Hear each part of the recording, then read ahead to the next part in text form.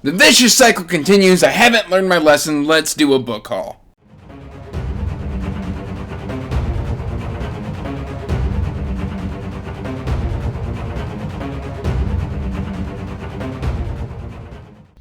So quick cut in to this book haul.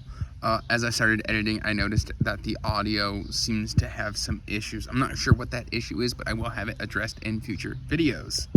Hey everyone, welcome back to Andrew's Wizard of the Reads, and as always guys, I am Andrew, and today we are doing a book haul. I've been doing all these unhauls so I can make room for this book haul, because reasons. Without any real further ado, like this video, subscribe to the channel as it does help the channel grow, and if you do me a favor, check that description box down below for links to my Patreon if you want to help support what I do here, links to my Pango books if you want to pick up some of the books that I've unhauled to make room for this haul, or links to my social media and the Wisley Duo Discord. And without any real further ado, this is the book haul to fill in the gaps in some of my collection, but of course we do have some ebooks and digital copies because they count. So we're gonna go ahead and get right into these. And first off, we have got The Trial of the Alchemist, and this is by Trevor Melson. I picked this up one for free. I believe it was just a daily deal, like $0.00 as one way to get me to buy an ebook, and I did that multiple times. Next up, we do have The Revenge of Thousands, Crown and Tide prequel by Michael Roberti. Now, I do eventually intend to pick this one up on physical because I got this one. This is Traders We Are. And if I've already got it on the shelf and I'm going to be continuing the series, or at least starting the series and then continuing the series. There we go. I haven't started yet, so I'd have to start and continue. Anyway, order of operations. This is never good at it. But yeah, I would like to have a matching copy of that on the shelves as well. But it was free, and I picked it and The Traders We Are up on ebook for $0.00. Now, guys, I do have a lot of books, but I've also been getting a lot of monetary compensation for chores around the house or something like that, just for helping out and doing odd jobs here and there. But up next, we have got Gates of Fire, the epic novel, The Battle of Thermopylae, which is, of course, Spartans and the Battle of 300. This is by Stephen Pressfield. I heard about this. There was like a buddy read going around. I had initially gotten a recommendation for it months ago when I did my historical fiction video, and I was like, do I want it? Do I not want it? And then finally I was like, you know what? I'll just get the ebook, and we'll see what all Zivas is about. Up next is we have one that was offered to me as an ARC, and it's in SPFPO. And I thought it sounded good enough that I was just like, you know what, I'm just going to go ahead and pre-order your ebook, because, don't worry about any of that ARC stuff. Here, have money. So that is Truth of Crowns, Book 1 of the Ash Eternal series by Carl D. Albert. This sounds like a nice, dark fantasy. Maybe not so nice, considering it's dark fantasy. Gorgeous cover, interesting premise. You should check it out. And, yeah, I will plan on reading that one soon. Next up, we have got More Than a Vampire, which is More Than a Human, Book 1. Now, I did read More Than a Human Book 2. This is all set in a universe, different characters. Book 2 was More Than a Gunslinger. I did a dedicated book review for that one. You can check it right there. And yeah, for what this universe is, it's just kind of like fun, popcorn type reads. And the audiobook just dropped for this one, and I decided to pick it up.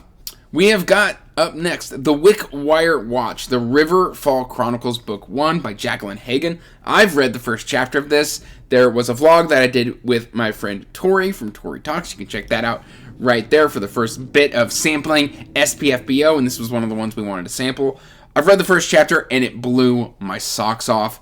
I cannot wait to get back to this one. The premise sounds awesome. I may actually pick this one up physically just based off of that first chapter, because Jacqueline killed that first chapter. That's all I can go off of. This feels kind of steampunky, and yeah, I'm here for it.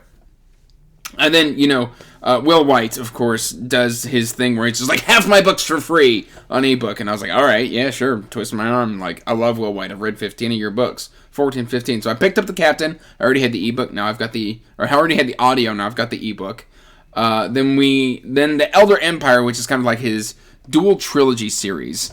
I went ahead and picked up both of those trilogies. So C Book 1, which is Of Sea and Shadow. C Book 2, which is Of Dawn and Darkness. C Book number 3, Of Kings and Killers. And then we get the Shadow books. Shadow Book 1 is Of Shadow and Sea. Shadow Book 2 is Of Darkness and Dawn. And Shadow Book 3 is Of Killers and Kings. So there's a little bit of flipping and duality stuff going on there.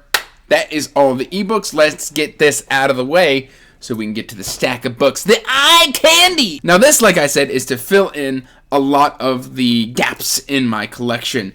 And essentially, I'm neurotic. So the first one is a neuroses buy. You've heard me kind of talk about A Declaration of the Rights of Magicians by H.G. Perry, and how I had a copy that was signed, Goldsboro, numbered, Mylar wrapped, didn't match. It was like this big. So I went ahead and picked up off of Pango Books, which I'm loving Pango Books. I'm loving selling on Pango Books. I'm loving buying on Pango Books. Pretty much all the money that I've made off of Pango Books, I've spent back on Pango Books. So thank you for everybody who's picked up a book there. Again, link in the description box down below. This one's in pretty good shape. There's a little bit of a crease here on the dust jacket. I plan on Mylar wrapping these because I've already read about 30% of this one, and I enjoyed what was there. I just went, ooh, squirrel, and like, something else is calling my name. Yeah, shocker. But yeah, I've got a replacement copy of this to match my other copy. I have checked. They do match. I'm happy. Up next, I do this thing where, like, at night, as we do, or I guess as I do, I was hunting for special edition copies randomly, like Folio and Subterranean Uranium Press, just kind of see what's out there, because usually, like, really good books get adapted to Folio. And I think this was a Folio. It was Sea of Rust by C. Robert Cargill.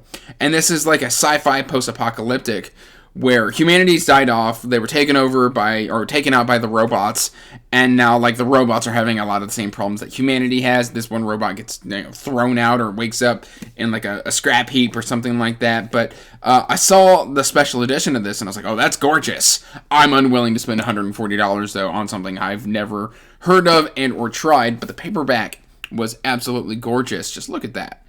And I decided to give it a shot. So, we'll see what happens. Up next, we've got this beauty, which was recommended to me by my good friend Tori. I mentioned her earlier in the video. And this is supposed to be like heisty with romance and serial killers and just all sorts of stuff. One of the things I love about this physical copy is the vibrancy of the colors on the cover. This is not something, it's very like jewel toned. I think is what I'm looking for. Like, you've got like an emerald type city from like Wizard of Oz up here. I'm loving this cover. I live for it. So whoever did your cover art, Alex, I think you've told me before, but they killed it. And does it say, can I find it really quick? Cover by Thea Magarand. Thea, you killed this cover. It's fantastic. So that is something I hope to get to here soon. Who knows when. And then for Evie and Chaz, don't worry, guys. I picked up the last book in the Winter Night trilogy by Catherine Arden, and that's The Winter of the Witch. I've got the first two already. I plan on reading this either January or December of 2023, 2024, that kind of winter season, because I heard it's like really good for that winter season. So fingers crossed I can fit that in there. Up next, because I'm reading it this month, I had to have the sequel. This is Rob J. Hayes, Spire Climber, Titan Hoppers #2, and I'm reading it the first one this month. And I love Rob J. Hayes' writing. It's always super solid. I don't think I've ever given Rob J. Hayes anything less than 4 stars. So yes, here we go. Let's get into it. Progression, sci-fi, from what I understand. So yes, please. A review copy that showed up. Apparently, I agreed to review this in 2022 and then forgot, and it took till 2023 to get to me. We've got The Failed Technomancer, Robot Cannibal Apocalypse, Book 1 by Boo Ludlow. And, I mean, just take a second. It's a funny cover. I love the cover. It's a funny title. I love the title. So, there's no room for failure in a robot apocalypse. Not if you don't want to be eaten. There's the back. There's the spine. It's very pretty. So I'll probably read that somewhere around Halloween, I think is when I'm going to try and fit that in. And then I think I finally got the rest of the Amara Thetis series. We've got book 3 by Michael McClung. Here, let me show you the author name. Boom, Michael McClung, The Thief Who Knocked on Sorrow's Gate. And The Thief Who Wasn't There is book number 4 by Michael McClung. I bought these all out of order, and it's finally nice to have the collection. Book 1, The Thief Who Pulled on Trouble's Blades, won SPFBO 1, so it's been one that I've just been trying to get to. Then I read Shogun forever ago, it feels like forever ago, 2-3 months ago, and I love these paperback editions that Blackstone Publishing has put out. I think it's Blackstone, but we've got King Rat, and we've got Gaijin, and then I think I've got one more at the bare minimum that I'm going to add, but I think I've got the first 4 already now, and I'm planning on reading the first 5 at the bare minimum, and then if I can't let the Asian Saga go, I will continue. Then, surprising nobody, I've bought a filler book, because I bought books 1 and 3, and they didn't have book 2 on the shelf, and I was like, oh, I'll get it eventually. Well, now it's eventually. We've got Spirit Walker, book 2, Cold Fire by Kate Elliott. Now, I did DNF Crown of Madness by Kate Elliott, not because it was bad, just because it hit me a little too close to my emotional damage. But other than that, I was really enjoying the writing, the world building, the prose, the character work, all that fantastic, just a little bit too intense for me from a personal level. So I am looking forward to trying something else by Kate Elliott, because I think she is an amazing writer, and I want to try more by her. Then, we have got The Judas Blossom by Stephen Aryan. My boy Stephen! And your boy Andrew happens to have, of The Wizard that Reads, happens to have a blurb on the inside of the book. I've already read this. It's fantastic. Get your pre-orders in. It's gorgeous in the hand. Beautiful, beautiful book. This comes out in July. Please, please, please pre-order this wherever you can, because this is Mongol fantasy at its absolute best. Oh, Stephen killed that book. It was so good. Then, I always said I was never quite fully done with Discworld. This will make Derry happy and or nervous. Derry, I love you, my friend, but we have got Pyramids, which a lot of my friends like, and then my friend Alan doesn't. And then we've got Small Gods as well. So this is kind of the Gods collection. I've heard they're very good and very easy to read as standalones, and that might be a good reintroduction to me for Discworld, because I kind of fell off with the Witches and what was that other one? And the Death Collection. Neither of those really worked for me anywhere near as well as the City Watch did. So I'm hoping that these work for me, and then I might try the Making Money, which is like Raising Steam, Going Postal, and all those. So up next, 2 that I have read already.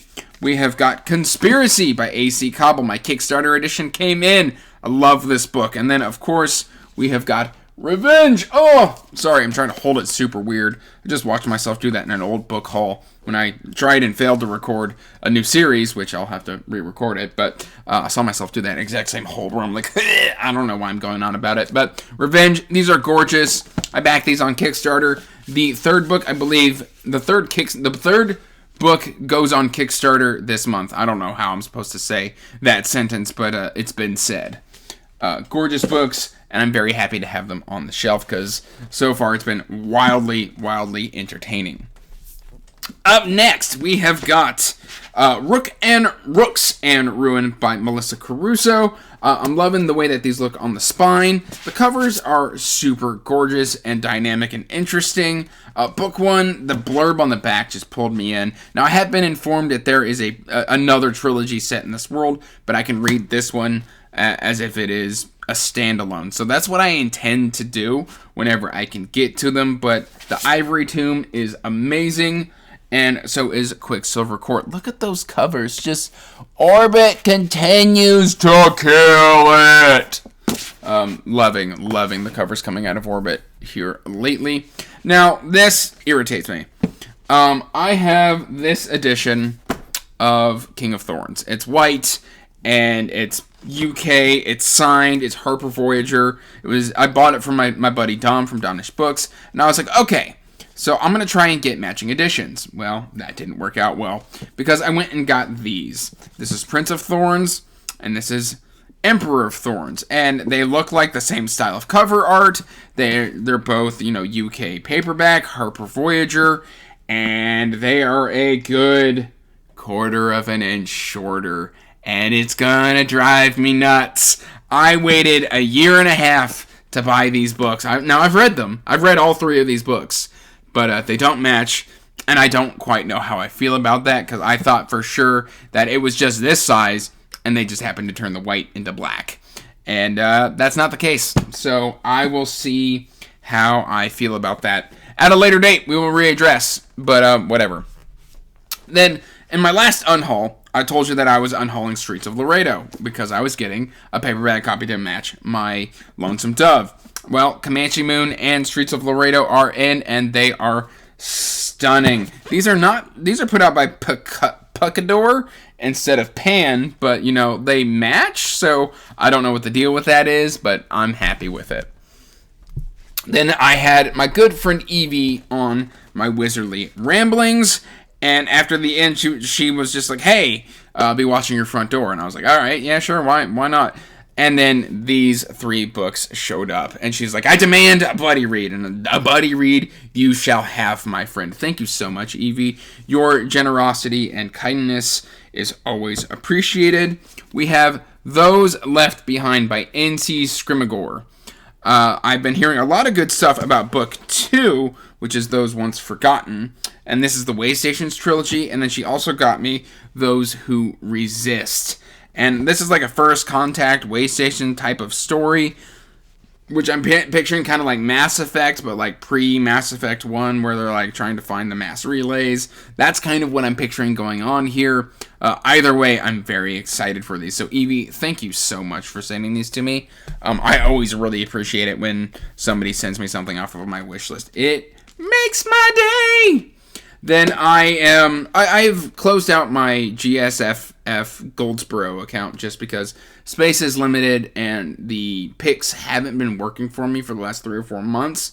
There's some stuff that I'm really interested in reading, but not stuff I'm excited to read, so it's not high up on my priority list to get to.